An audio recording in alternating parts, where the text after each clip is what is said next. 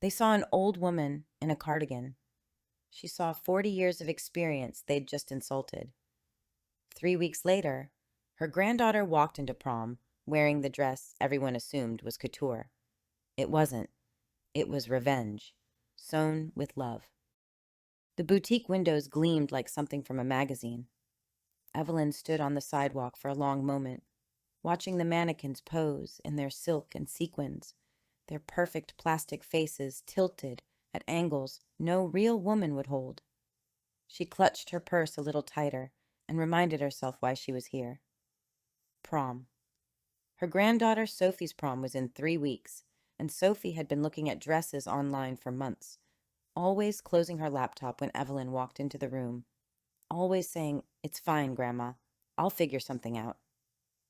But Evelyn had seen the screenshot saved on Sophie's phone, the emerald green gown with the sweetheart neckline, the way Sophie's eyes had gone soft when she'd looked at it. $1,400. That's what the website said. Evelyn had checked her savings account twice, done the math 3 times, and decided this morning that she could make it work. Sophie had been through so much this year. Her parents' divorce, the move to a new school, starting over in a place where she knew no one. She deserved something beautiful. She deserved to feel like she belonged. Evelyn pushed through the glass doors. The store smelled like gardenias and money. Crystal chandeliers scattered light across white marble floors. Racks of dresses hung like works of art, each one more elaborate than the last. A woman in a black dress and perfect blowout stood behind the counter, tapping at a tablet without looking up. Evelyn moved deeper into the store, running her fingers along the fabric of a burgundy gown. Satin, but not the good kind. Polyester blend, probably 70-30. She could feel the difference without even checking the tag. 42 years as a seamstress had taught her hands to read fabric the way other people read books. She'd worked in a shop like this once, Harcourt's, on the east side of the city, back when dresses were still made by hand, and a seamstress could feed her family on skill alone. She'd spent 23 years in their back room, stitching hems and adjusting bodices and creating magic out of thread and patience. Then, the owners sold to a corporation, and the corporation decided hand stitching was too expensive, and Evelyn found herself at 54 with a severance check and a sewing machine and nowhere to go. That was 17 years ago. She'd survived. She always did. A young man in a tailored suit approached her now, his smile polished and professional. "May I help you find something?" Evelyn straightened her cardigan, the old gray one she'd knitted herself, the one with the buttons she'd replaced twice. "I'm looking for a prom dress for my granddaughter. She's a size 4, and I saw something online. Emerald green.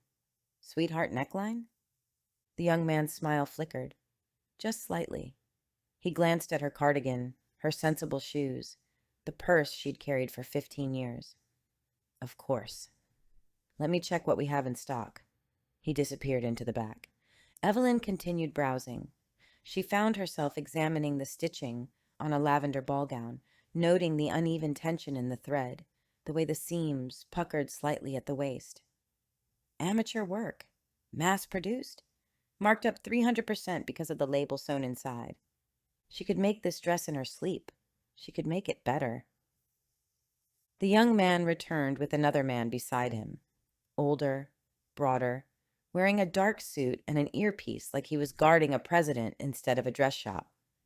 The second man positioned himself between Evelyn and the rack of gowns. "Ma'am," his voice was polite but firm, "is there someone you're waiting for?" Evelyn blinked. "I'm sorry. It's just that this is a private shopping experience. We typically require an appointment, or," he paused, choosing his words carefully, "a referral from an existing client. I didn't know I needed an appointment." Evelyn felt heat rising to her cheeks. "I just wanted to buy a dress for my granddaughter." The man in the earpiece exchanged a look with the young salesman. "Perhaps you'd be more comfortable at one of our partner locations. There's a lovely shop on Maple Street that might better suit your needs." Evelyn understood. She was 71 years old. She'd had a lifetime of understanding. The cardigan, the purse, the way she'd touched the fabric like she knew what she was looking at instead of just admiring the price tag. She didn't fit the image they were selling.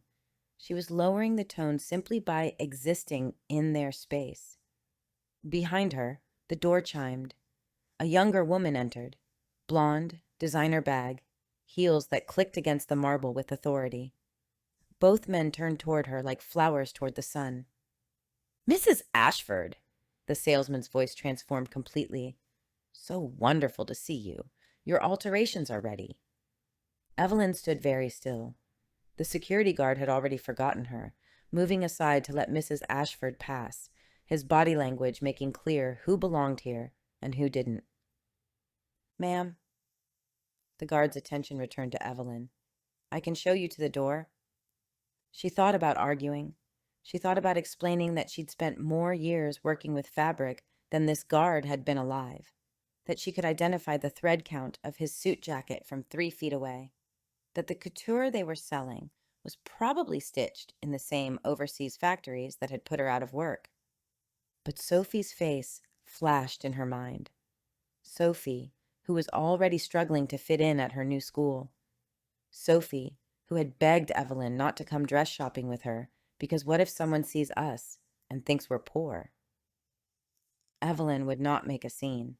She would not become a story Sophie heard about later, the embarrassing grandmother who got escorted out of a boutique. She lifted her chin, adjusted her purse on her shoulder, and walked out through the glass doors without looking back. The bus ride home took 45 minutes. Evelyn sat in the back, watching the city slide past, her hands folded in her lap. She didn't cry. She'd stopped crying over things like this years ago. But something heavy had settled in her chest, a familiar weight she thought she'd learned to carry by now.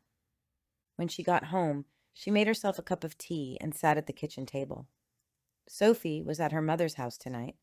The custody arrangement gave her daughter Patricia every other weekend, which meant Evelyn had the place to herself. She looked around the small apartment, the photos on the wall, the books on the shelf, the corner where her sewing machine sat under its dust cover, untouched for months because her hands ached more than they used to, and who needed handmade clothes anymore anyway? Something shifted in her chest.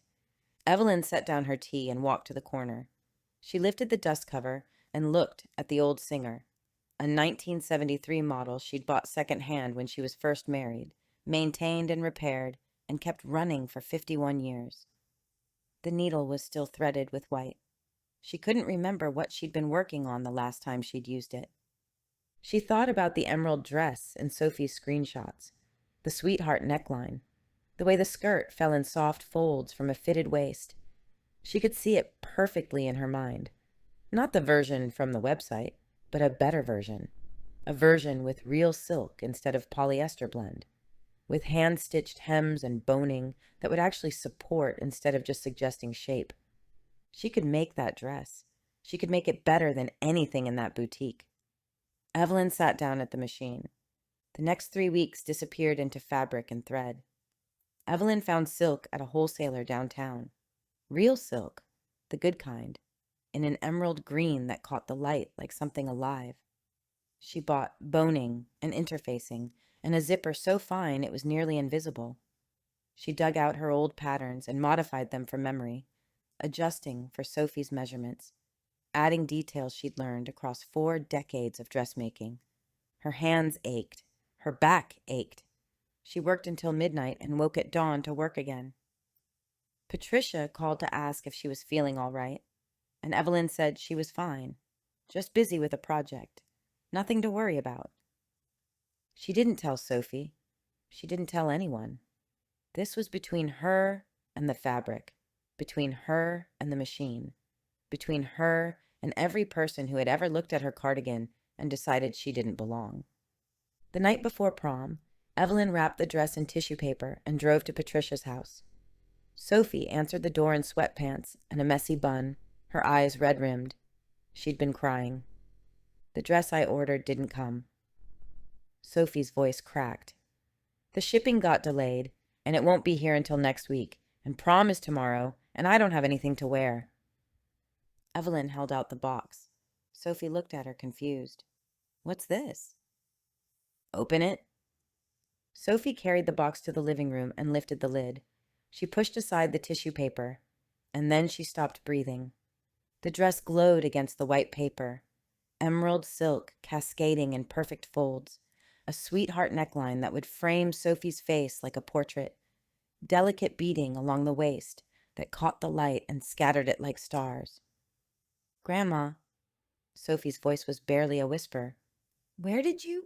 How did you? I made it. Evelyn sat down beside her granddaughter. I've been sewing for a very long time, sweetheart. I thought it was time I made something that mattered. Sophie lifted the dress from the box, holding it up against herself, turning to see it in the mirror above the fireplace. The silk moved like water. The color turned her eyes into jewels. It's the most beautiful thing I've ever seen. Sophie burst into tears and threw her arms around Evelyn, the dress crushed between them. How did you know? How did you know exactly what I wanted? Evelyn held her granddaughter tight, breathing in the strawberry scent of her shampoo. Because I pay attention.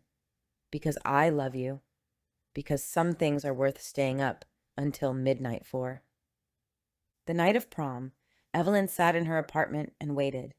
She tried to read. She tried to watch television. She made tea and let it go cold. At 11:30, her phone rang. Grandma. Sophie was breathless, laughing and crying at the same time. You won't believe it. Everyone kept asking me where I got my dress. They all thought it was designer, like actual designer. Mrs. Patterson, she's the principal, she asked if it was vintage couture. Evelyn smiled, pressing the phone closer to her ear. And what did you tell her? I told her my grandmother made it. Sophie's voice caught. I told her my grandmother is the most talented person I've ever known, and that she made this dress with her own hands because she loves me. Evelyn closed her eyes. Tears slipped down her cheeks, but she was smiling. I won, Grandma. Sophie laughed again. I mean, there's no actual prize or anything, but everyone kept looking at me. For once, everyone was looking at me like I belonged there. And it's because of you. It's all because of you. You belonged there because you're you. Evelyn wiped her eyes with the back of her hand. The dress just helped everyone else see it. After they hung up, Evelyn sat for a long time in the quiet of her apartment. She looked at the sewing machine in the corner, the scraps of emerald silk still scattered on the table beside it. She thought about the boutique with its marble floors and crystal chandeliers, about the guard who'd shown her to the door, about the salesman whose smile had flickered when he saw her cardigan. They hadn't seen her. They'd looked right at her and seen nothing, just an old woman taking up space, lowering the tone, too shabby to deserve their attention. But Sophie had seen her.